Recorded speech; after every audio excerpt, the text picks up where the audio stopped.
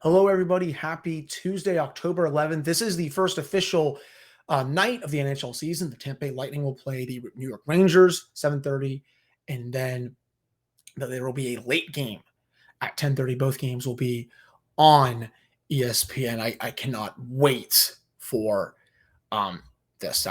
It's been a very long off season. I'm so excited. It would be Vegas and Los Angeles for the 10 o'clock game. But for today's episode, I'm going to have the Tip of the Iceberg guys on, Nick Brlansky and Nick Horwat. We're going to talk everything Penguins, from what they saw in preseason, the training camp, to some season predictions for not just the Penguins, but around the league, some bold predictions, and so much more. So stick around for that coming up for today's episode. You're Locked On Penguins, your daily podcast on the Pittsburgh Penguins, part of the Locked On Podcast Network, your team every day.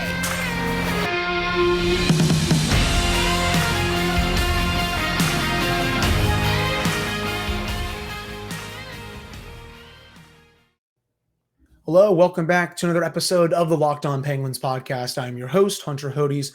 Remember to follow me on Twitter at Hunter Hodes. You can also follow the show's Twitter at @L_Penguins. And of course, thank you all so much for making this your first listen of the day. Joining me now are two people who have not been on the podcast in, well, I think over a year now for some ridiculous reason. I'm going to get my name out of here because it's going to be all over Horwat's face on the YouTube page. But the Tip of the Iceberg guys, the Nick and Nick show, as I like to call it, and another great Penguins podcast that, I think these are the two best out here, at least in my opinion. But both of you, thank you all so much for coming back on. I really do appreciate it. It's always a joy coming on, no matter what. Yeah, we've been talking about it for a little while, and I'm very excited to be on it and very excited for the season to start. Yeah, me too, guys. And, Nick, I know I went on your first episode of Penguins Lunch, and I figured I had to return the favor by bringing both of you on to my show, and then I'm sure we'll keep rotating at that point. Penguin season's 2 days away. I'm super stoked. The offseason has just been a very long grind of sometimes not as much content, but, that's about to change in a big way.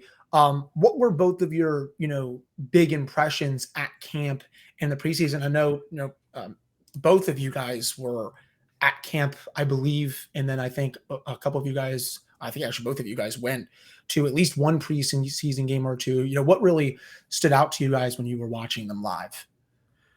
I'll take it off right away. I mean, the biggest piece that I thought and my biggest takeaway from the camp was, ironically enough, centered around players that currently aren't on the roster. Redeems the Hornet took a huge step forward, but we see what has happened with that. He was claimed off waivers by Calgary and then not brought back. As much of a step as he took forward, he wasn't going to play on this roster anyway.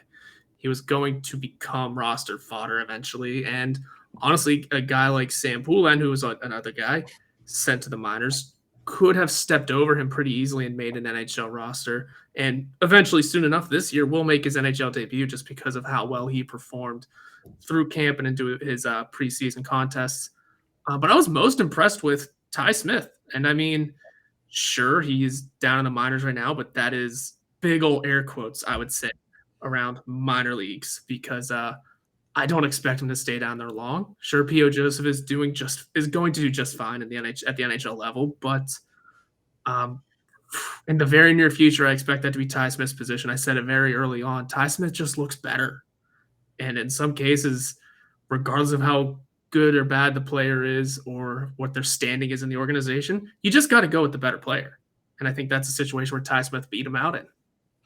And I have to agree with that. I mean, that is definitely something that both of us took notice of, is not only these guys like Poulin, who was kept late at training camp, which was really big, Ty Smith, who was the last cut for the Pittsburgh Penguins, but even these guys that weren't expected to make the roster. Nobody was surprised when they got sent down. Somebody like a Valtteri Puustinen, somebody like a Philip Hollander, those guys and who they were playing with as well. I mean, Puustinen, for a large majority of the early portions of camp, was playing a lot with Sidney Crosby and Jake Gensel. And that says something, that sets a flag up the flagpole that, hey, they think a lot of this guy. So that was very interesting to me. But speaking of Crosby, that was something else that jumped out of the page. And I know both Rossi and Yoey have been putting out tweets the last couple of days.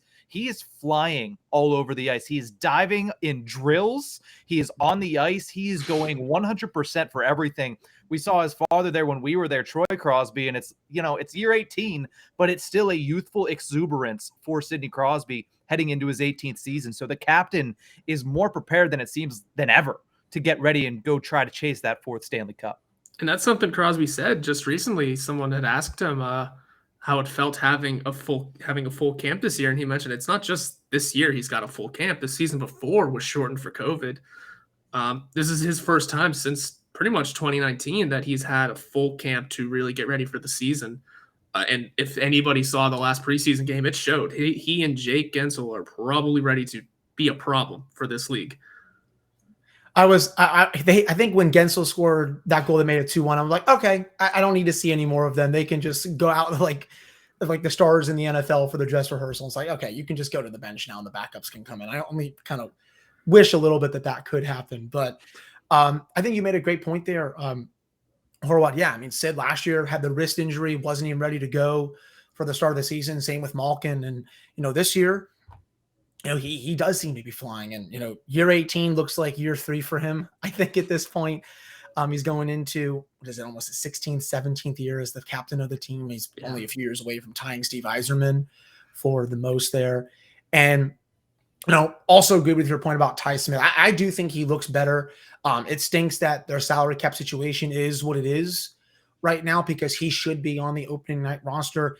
Maybe they make a move today, Wednesday, to get out of that and put him back up, just because the roster you set on Monday, that's not the roster you may see on Thursday against the Coyotes. But, as it stands right now, if they don't make a move, I think that's going to be POJ's spot. And I was talking about this with Jesse Marshall last night. It's kind of sink or swim time for him. You need to show what you're made of. He had a little bit of NHL action a couple years ago. I think he played on the top pairing with Chris Letang when the defense was really banged up.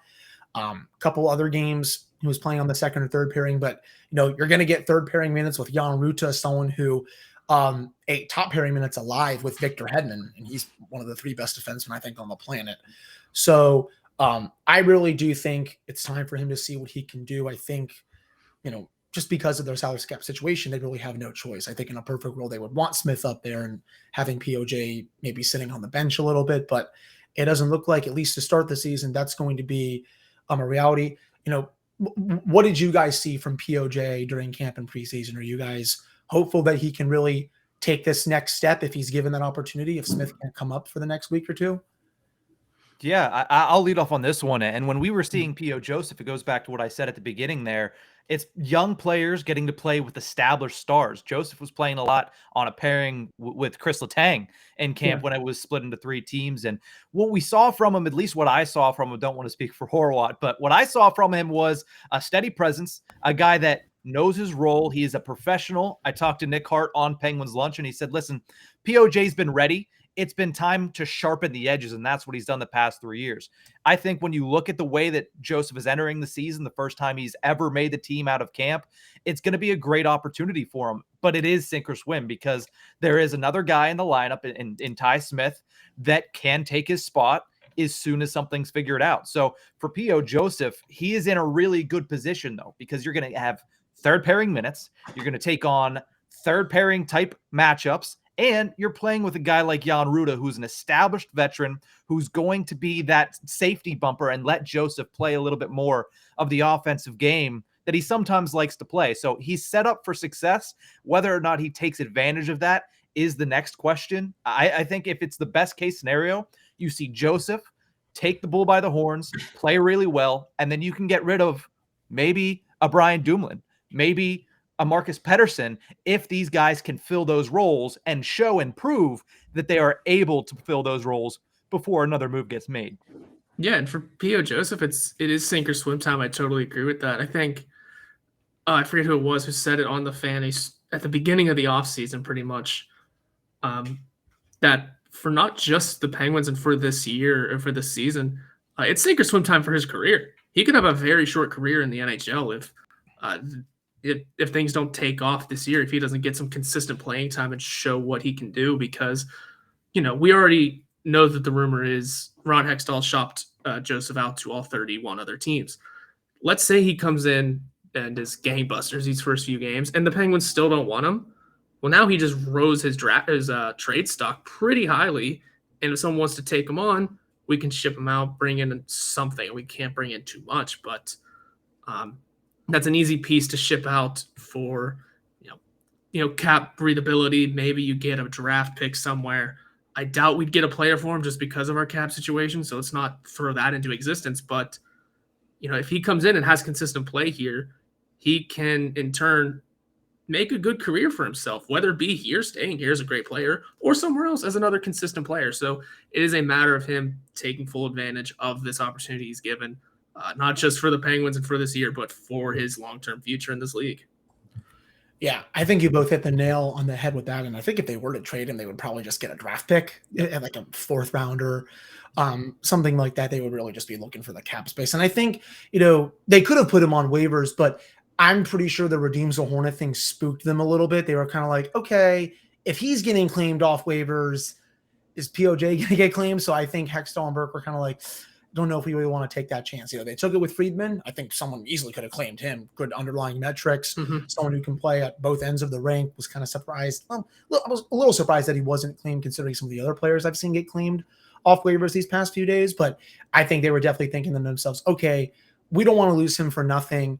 Let's just keep him, see if we can maybe work the phones a little bit. And, knowing their luck, because the Penguins always have injuries, Ty Smith will probably be up there within like a week. Or something like that. But I'm pretty excited for him. He's very limited sample size.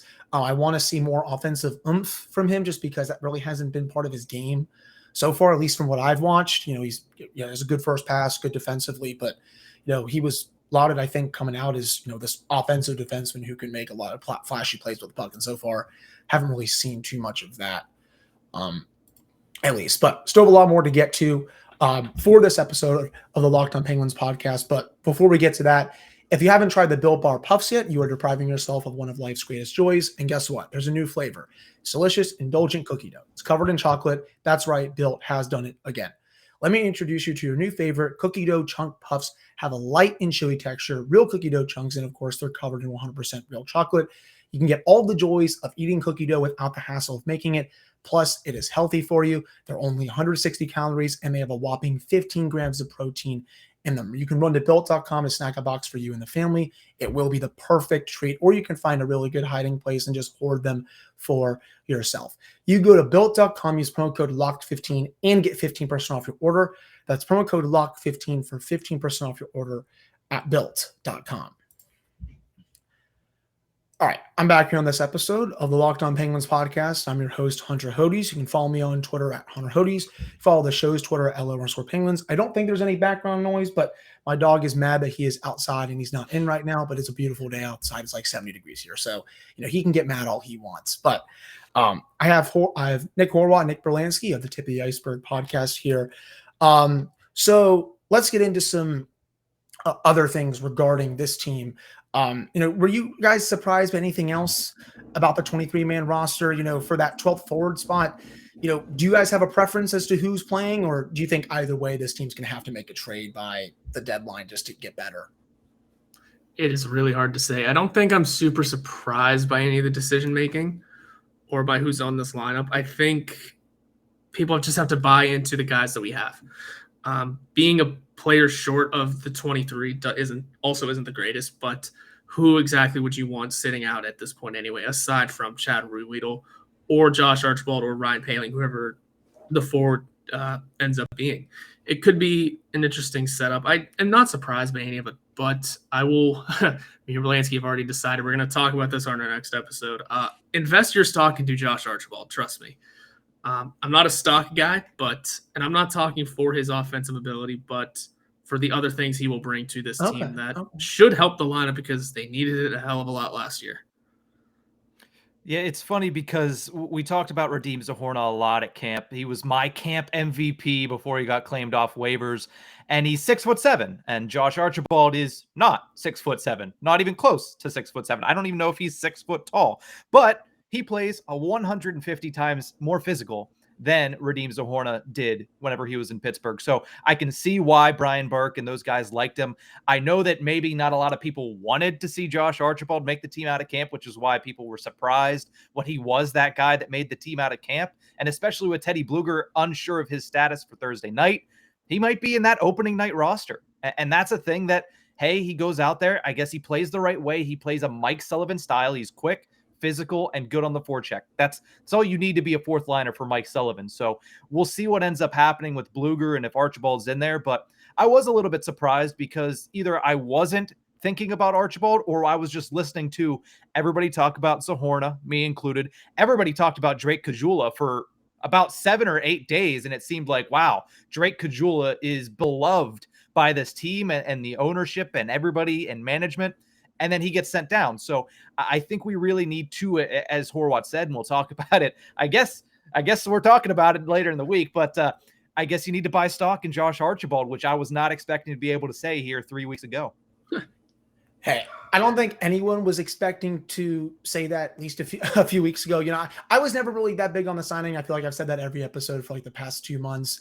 I think they looked at his goal scoring totals for 2 seasons and were like, oh, okay, maybe he can do that for a full season here. But, you know, I think I saw someone from Penguins Twitter had a thread on him and, you know, he kind of plays like a rat in a way and someone who can skate in a straight line, forecheck the heck out of you and just cause havoc. And I think that's what I think really drew, them to him. And so I'm really curious about that just for the entire season. I've been saying I think it's going to be him and Poehling kind of rotating in if the team is healthy. I think they do want to see a lot of Poehling this year just because I don't think they thought of him as a throw-in to the Petrie Matheson trade. I think they really want to see if they can resurrect his career a little bit because he was a first-round pick in Montreal, had a hat trick in his first career NHL game. After that, didn't really do anything. So I think they kind of want to see what they have a little bit there. So we'll see. Maybe I'll buy a little more stock in Archibald. I would love to eat crow on that, just as I did a couple years ago with Cody Ceci. I think all of us ate crow on that when he went out and got that nice contract. Switching gears a little bit, I want to hit you guys, you know, give me some bold predictions for this season. I think Jake Gensel's hitting 50 this year. That's one of my big ones. I have a really outlandish one that I talked about with Jesse Marshall on the night before, which I'll probably get to a bit later, but hit me with a couple pretty bold ones for this year. I don't know if this is the most bold prediction, but I have Tristan Jarry finishing in the top 3 as a finalist in Vezina Trophy winner. Stop taking my thunder. Is that taking your thunder? Because that's what I have as well. Yes. Okay. So we're in agreement here. I mean, you look at what he was able to do last season and he didn't have a backup goaltender. So he was put in awful positions. Now it is the same goaltender. It's Casey DeSmith once again, but I think he's in a better position than he was last year. And I think with Tristan Jarry also, the defense in front of him is going to be better defensively. That's going to help him as well. And looking at where he finished last year, I mean, top 10 in all major categories for goaltenders. If he improves on those just a little bit, and the Pittsburgh Penguins can finish top 2, maybe even a Metro Division title, which I don't know if that's a little too far out of reach, but if the Penguins are able to finish in the top 2 and he's able to improve on his numbers even slightly, I see Tristan Jarry being a top 3 guy in Vezina voting. And I don't think we have Horwat. I think Horwat's mic is muted right now, but he's trying to figure it out. You got it? No, he doesn't. Okay. Well, he's trying to figure that out. I have another one if you want. Keep going. Yeah, keep going, Nick. Oh, okay. Because the other one that I do have, as far as a hot take, a bold prediction, whatever you have it. What I think about bold predictions, I say, okay, take something based in reality and push that to the 15th degree. And with that, I think, and you might have heard this if you listened to the bold predictions episode we did a couple weeks ago, but the Penguins are going to have 2 100-point scorers this year. There were a lot of 100-point scorers last year across the NHL. The Penguins haven't had one in a couple seasons, and that's Sidney Crosby back in, I believe it was 2018-19. He scored 100 on the dot. I think there are 2 100-point scorers this year. Sidney Crosby being one of them, Evgeny Malkin being the other. I have a really, really high hope that Evgeny Malkin will stay healthy this year, and I think you saw last season that when he's healthy, he's going to be a force to be reckoned with. And there's so much disrespect that he has faced this offseason. I mean, first and foremost, with the fact that the Penguins made him their 3rd priority or whatever that was, signing him 24 hours before the opening of free agency. Mm-hmm. He wasn't named to the NHL Network's top 50 list. Whatever, I don't think he cares about that. But there's a lot of disrespect going his way, and he's healthy. Healthy coming into the season. The spirits are high. Number one Gino, like he said on that quick social media page. But I think that there's 200-point scorers, one being Crosby and one being Evgeny Malkin. That's a good one. I like that a lot. And I think a big reason that Gino could hit 100 this year, Nick, is he's actually going to have good line mates for one. And I think a good defensive pairing out there for him as well. You know, you think about it. I was talking with Jesse about this on my Monday night episode. You know, who is he had defensively giving him the puck the last few years? We can go back. John Marino, okay, fine player, not that good offensively. Marcus Pettersson, good player. Oh, you know, but still not that good defensively. Years before that, Jack Johnson, or the corpse of Jack Johnson. I think we have Horwat back here. We can probably test it out. Can you hear me now? Yeah, there it is. Foley was not letting me unmute. I had to leave and come back. No worries at all. Back to what well, I'll get to your bold predictions in just a second, Nick. And then you had Justin Schultz, who is not the same player anymore. No. Fast forward to now, and obviously Chris Letang and Brian Dumoulin. Sidney Crosby has the priority with them just because he's Sidney Crosby. He's always going to have priority with Chris Letang. Now he'll have Jeff Petrie, that Gino is, and then he'll have Marcus Pettersson. And Petrie, someone who's very offensively gifted, someone who can get him the puck a lot quicker than some of these other players can. And I think Malkin's going to be a one-man wrecking crew with his own entries this year a lot more than in years past. And I think that could be a big indicator for him being at least a point-per-game player, if not more, because you're right.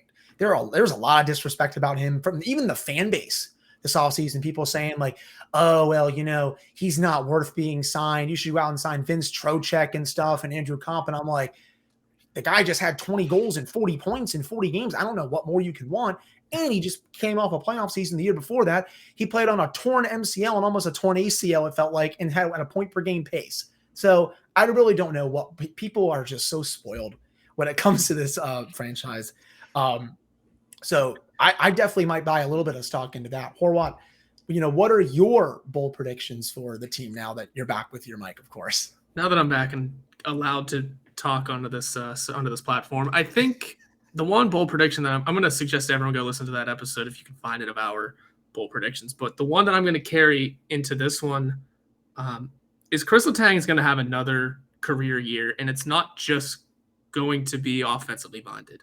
I think he may have a great year, but his offensive numbers don't reach what they did last year. But because of he's a defenseman, and by way of the position, you're not really supposed to score that much. I believe his scoring will still be at a very torrid pace, but those defensive metrics should be able to help out in a new way this year. They should jump up a little bit more to really back up a new style of career year for a defenseman. Again, this is something that the Brlansky's just going to have to tell me if he did or not in terms of analytics, because I just don't understand him that much. But if his defensive metrics jump up in the right way, absolutely, it could be a different kind of career year for him in a way that helps us win games. And like Brlansky said, in Tristan Jarry's battle for becoming a Vezina candidate, he's got to have better defense in front of him. And Chris Letang stepping up his defensive game can help out with that prediction as well. I would obviously love that. I mean, he had a career year last year, and honestly, probably should have had more consideration for the Norris, but it's also hard when you have Cale Makar, Victor Hedman, Adam Fox, Charlie McAvoy, and all these guys who are, the ship for a Norris has sailed, and that's perfectly okay. Yeah, I think you're right, Horwat. I think he's probably not going to get it at this point. If he does, it's kind of like a lifetime achievement award, as some of the other goalies have with the Vezina, and he'll always be criminally underrated by a lot of people, and I think I'm basically fine with that. At this point, I think my last one that I said I've probably put so many times on this podcast. Jason Zucker is going to score 2025 this year, if he's fully healthy, of course. I know a lot of people are sour on him, but the dude played on a torn groin in the playoffs, from what I was told by someone, and still kicked butt. And he was one of their best forecheckers. Looked great in the preseason, from what I saw.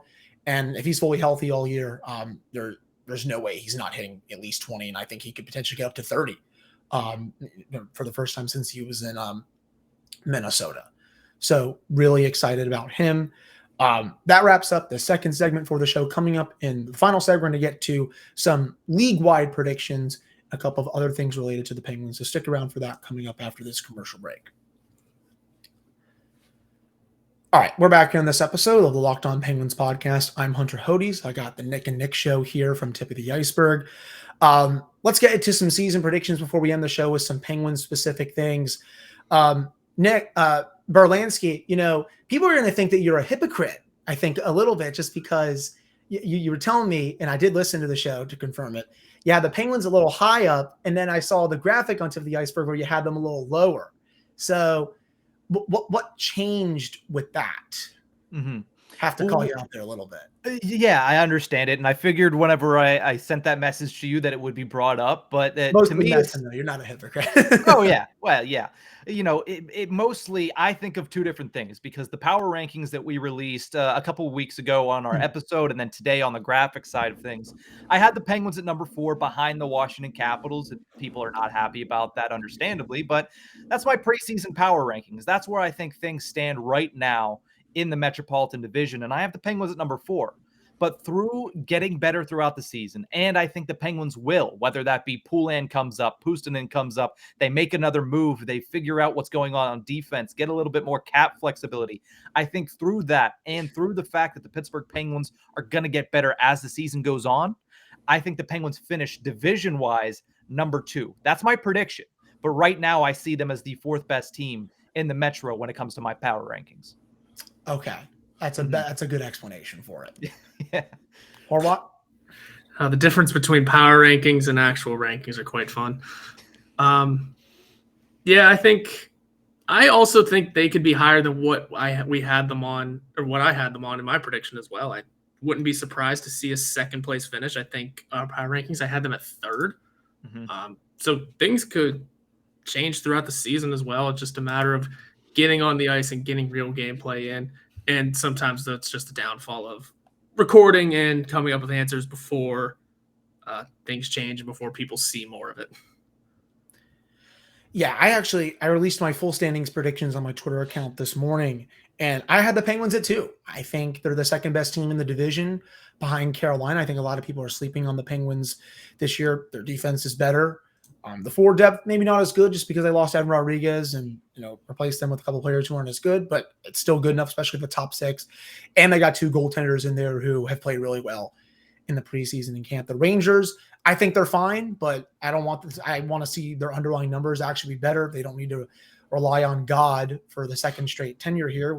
Had Henry Lundqvist for so many years, and now they have basically God's son playing goal now, just because it's very much like a Favre to Rodgers thing for those that play, for those that watch the NFL. And after that, I have Washington, and then I have the 4 other teams down there. I think I've had New Jersey 5th. I saw some people have the Devils making the playoffs this year. I think they're going to be better, but I don't trust their goaltending, and I don't think Lenny Ruff's a good coach. So I think until they make a coaching change, just not really sure I see that. Do you have any other predictions league-wide, like playoff teams, cup finishes with the season starting tonight and stuff? Man, I don't know if they're a playoff team per se, but I think the Ottawa Senators might make a damn good push to be in the conversation, because I like the moves they made. I like the improvements they made. And they are a young team that has quite the influx of veteran talent as well.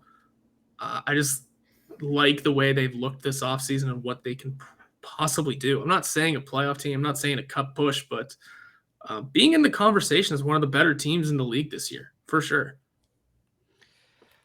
I like that. I really like the Senators. I think they're going to be a fun team to watch. It's definitely an ESPN Plus special where you're going to log on and watch the Senators play hockey. Definitely. They're loaded offensively, especially. I can't wait to watch that.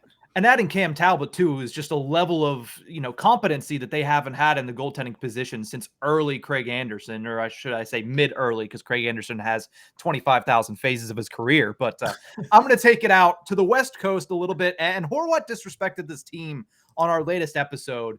And I really think that there's some other people out there disrespecting them as well, because they missed the playoffs for the first time last season in their entire franchise's history. And that's the Vegas Golden Knights. A lot of people are saying, hey, Robin Leonard's out. That's it. They didn't make the playoffs last year. They don't have their starting goaltender. You can basically, bury them 6 feet under. No, you can't. They're always a good team. It's the Vegas freaking Golden Knights. And I think there's been a lot of people that are really disrespecting Logan Thompson and even Laurent Brossoit. He's not at that level, but he's much better than people are giving him credit for. And when you're playing behind a team that is as stacked and stocked as the Vegas Golden Knights are, health has always been an issue. But if they can stay healthy, they're one of the best teams in the Western Conference, bar none. So I think there's a lot of disrespect on Logan Thompson. He's going to prove some people wrong this year. And I really like the Vegas Golden Knights in the West. I don't know if I'd say they'd come out of the West, but I do think that their stock right now is very low. So I think you should buy low. I think it's time for Vegas to actually, invest in what they have. They make a lot of changes for the sake of it. And I understand some players that only come around once, you got to get in on them. Petrangelo, you got Shea Theodore for nothing.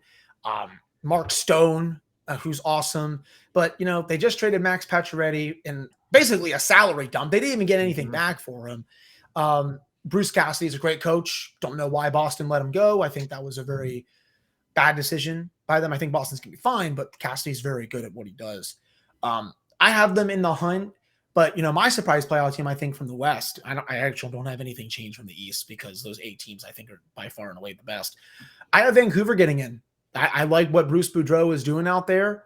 JT Miller just signed there. I know he's not going to be a Pittsburgh Penguin for potentially ever, which stinks, but he had a great year. Elias Pettersson, Quinn Hughes, Brock Besser, Bo Horvat, Thatcher Demko might be a dark horse for the Vezina.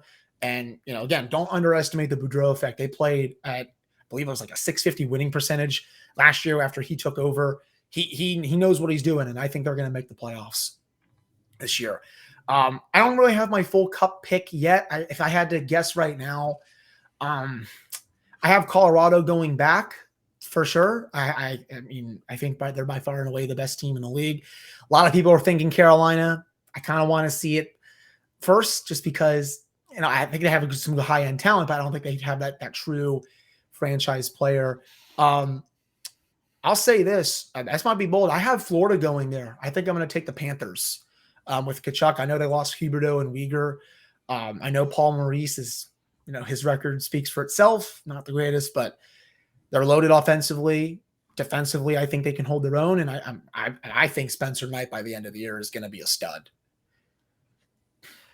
Yeah. The East is going to be interesting because, like you said, there's those 8 teams. And last year, it seemed like those 8 teams were the playoff teams and were set to be the playoff teams from January on. And at that point, it was all seeding. So can this gap be closed a little bit by teams like Ottawa, by teams, like the New Jersey Devils, who everybody's high on this year? The Islanders finished the year really hot last year, but weren't able to even close the gap very much. But the East is going to be interesting. A lot of people like the Toronto Maple Leafs, but their goaltending scares the crap out of me. So I don't know who I'm going to take in the East. I mean, you look around, maybe it's the New York Rangers. I know that you said you have the issues with the way that they play at 5-on-5, and I agree with you. But what we saw from that kid line last year and the fact that those guys are only going to get better, and I know Shesterkin was ungodly that last year, but they don't need that in the regular season to make the playoffs anymore. They're good enough to make the playoffs without the godlike Igor Shesterkin. But when they get there, can he turn it on? Yeah, we've seen Vasilevsky do it year after year, and Shesterkin is getting quickly to that level. So I like the Rangers in the East and in the West. Wow, it is tough. I like Vegas, but I'm not ready to crown them West champs. Maybe Minnesota, though. Like, I really like what Minnesota's done. I think Marco Rossi is going to be big this year. He made the team out of camp. Kalen Addison, for those of you that remember that name, he made the team out of camp, switched to number 2. That's a pro number for a pro player. He's going to be really good. And then, what's Marc-Andre Fleury going to do there? Is he going to be able to be the Vezina level guy that he was in Vegas? I don't know, but I really like their chances because I really like the way that they play the game. And I think that they were close last year, and they're going to be even closer this year. I always hang my hat out in the West on a team like Calgary, and I think I might have to again. I know they have some flaws, some issues, and I know they just had a huge change. And I don't like the changes they made, but there might be something sneaky out there. I don't know what it is. Something in the water that's definitely not in Edmonton yet. I can't give Edmonton their flowers quite yet, and it's hard to repeat. So I don't want to necessarily hand it to Colorado either. So staking a flag into Calgary right now, and then maybe I'll change that because, again, in the East also, it's just hard to pick one. It really is truly difficult to just put your flag into someone because you don't want to go with a team like Toronto. You don't want to go with a team like Florida because neither of them have proved it yet. You don't want to say the Rangers just because we're Penguin fans, and you don't want to say the Penguins because you don't want to come off as homers.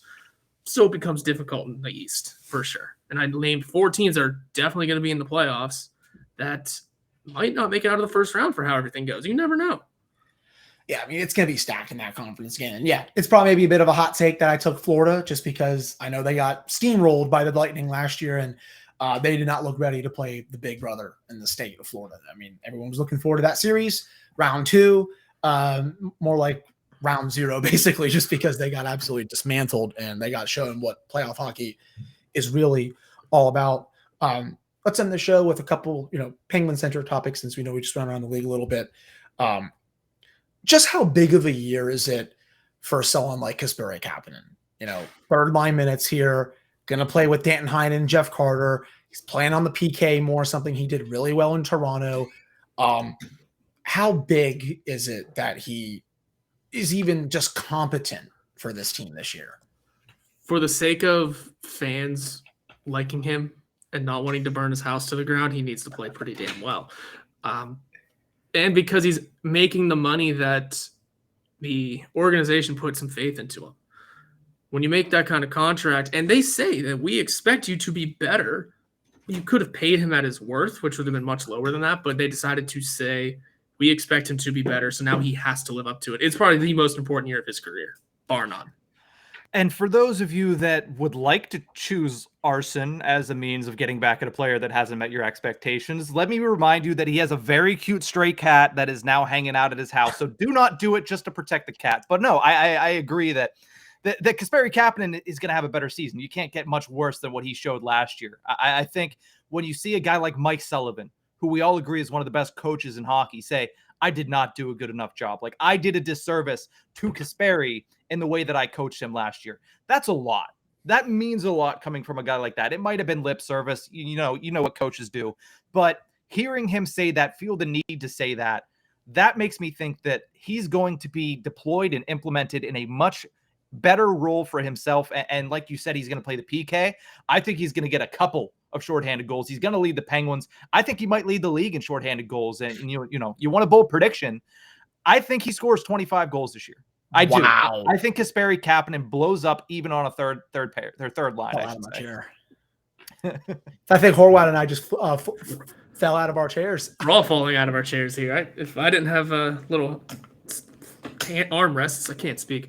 Yeah, I'd be on the floor. That was a wild one. 25 is a bold number. If that guy score 25 goals, I might dress up as the Joker. I think I actually might be the Joker for Halloween if I see that. Next Halloween, I should say, not this year. Scores 25 before Halloween, even better. Hat trick every night, every game on the Western Canada trip that's coming up in a couple weeks. Oh yeah, he can do that. I would love to see that. Just because he had a good year a few years ago. Last year wasn't good. This one, I'm hoping so. One more thing before I get to my final question. The goaltending. I think, at the end of the day, for this team to go far, comes down to 2 things. Health, they made some changes with, I think, the medical team. I think they hired someone from, I believe it was the NBA to really oversee just what the heck is going on with all these injuries right now. Knock on wood, as I just did. Teddy Blueger's the only injury. Sure, that's going to change in a week, even though I just knocked on wood, and who knows if he's going to play on Thursday. I'd like to see him in there, but nothing's really been confirmed yet. And the goaltending, it's sunk them the last few seasons. COVID bubble. That's also you're playing with no fans, but Matt Murray wasn't good that year. Year after that, we all know what happened. Trish Strey melted down, and then Louis Domingue melted down. They were up 3-1 against the Rangers. How high are you on both goalies? Brlansky, I know we're both high on Jari this season, but I think Casey DeSmith has the chance to have a really good year. He looked great in the preseason from the games that I watched. His movement looked a lot better. He was playing more aggressive in the net. And, if they can get that level from him for an entire season, like he played in the second half of last year, that can really help give Jari some rest. has maybe 50, 52 starts, maybe a little lower than that. And then he's refreshed for the playoffs. And then you give to Smith make 30 starts, something like that. I think that could, be very beneficial to the team. What are you guys' thoughts on the goaltending as a whole, even outside of Jari? I mean, if Casey DeSmith would have played in that playoff series, the Penguins would have won that playoff series. Yes. There's not a doubt in my mind. But if ifs were fifths, we'd all be really drunk. And he was not healthy for that. So guess what? The Penguins ended up blowing a 3-1 series lead and another first-round exit. But I think what you see is Casey DeSmith went through a little bit of an identity crisis at the beginning of last season. He's come into this year knowing exactly who he is, knowing exactly what he can do, and that is be a very good backup goaltender in the National Hockey League. And we saw it a couple times. Both days that I was at camp this year, the biggest save of the day was made by who? Casey DeSmith. And where was it made? High danger opportunities right in front of the net, where he stuck his leg out on one and made an absolutely phenomenal glove save on another. Now, I'm not saying that's going to translate to a .930 save percentage, probably not. But will he be a 9-10, 9-12 type of guy? I think there's an opportunity for him to do that if he's deployed the correct way, which also, like we mentioned earlier, is going to help out Tristan Jarry in the long run. Yeah, I think DeSmith will have a very good season. I know you two are high on him in terms, and wait, DeSmith, I meant to say Jarry. Jarry's, you guys are thinking of Vezina candidacy. While I don't see that, I do foresee a very impressive season from him in the contract year that he needs to perform well if he plans on making a ton of money or if he plans on staying in the league for a long time. But DeSmith, I'm just expecting a bunch of the same, I think. A bunch of steady enough play to get a handful of wins here and there, but is prone to disappoint you. So I'm expecting a lot of the same from DeSmith. A lot of the wins I do think will come from Jarry, as just the way it should be. But I'm expecting more things from Jarry than I am DeSmith this year, and that's just the way I look at the goaltending this year. Yeah, and again, it needs to be at least average for the team to win on most nights, even in the playoffs. But, I feel like I've been saying that for like 2-3 years now, and they just have not gotten it. It's funny. They've gotten like worse goaltending in the Crosby Malkin playoff years, and they've actually gotten good goaltending. It's almost like a miracle that they've won 3 Stanley Cups, with it. But final thing I got for you guys, I asked you, Jesse, this last night. I'm going to ask you guys this now. Who scores the first goal of the season on Thursday? It's a great question because that's what we've been discussing over at Fan Nation for a little bit now. Who did I pick? I don't remember now. Oh, Jake Gensel. His first of 50 happens as the first goal of the season. I got a little too in the weeds on my prediction. I do have Rickard Rakell scoring the first goal, and I think I said it was 2 minutes and 53 seconds into the first period of the game. Crosby and Gensel on the assist, but I have Rakell being the first guy to score. Damn, man. I think Brlansky and I just share the same freaking brain, because I also said Rickard Rakell last night on my episode. I think it's going to come kind of like the Kunitz range, 10-15 out, same spot on the other side of the ice, and he's just going to rip it. Blocker side, I think, is what he's going to do. And I think Crosby's going to get the main assist on that. Had a great underlying numbers with Sid and Jake last year, and I'm really excited to see how he does in a full season. Wasn't as high on the contract, but, I'll gladly eat crow on it. I mean, a term, a little much, AAV, maybe a little much, but, he has the chance to really, I think, be a great player for them this year. But I really appreciate both of you coming on the show. Again, it's been way too long since you guys came on, so I really do appreciate it. In case anyone out there does not follow you guys, does not follow the show, I'll give you guys the chance to plug everything right here. All right, well, you can follow me at Nick_Brlansky. You can follow Horwat at NickHorwat41. We have new episodes coming out every Monday and Thursday. That doesn't matter what week it is. It doesn't matter what holiday it is.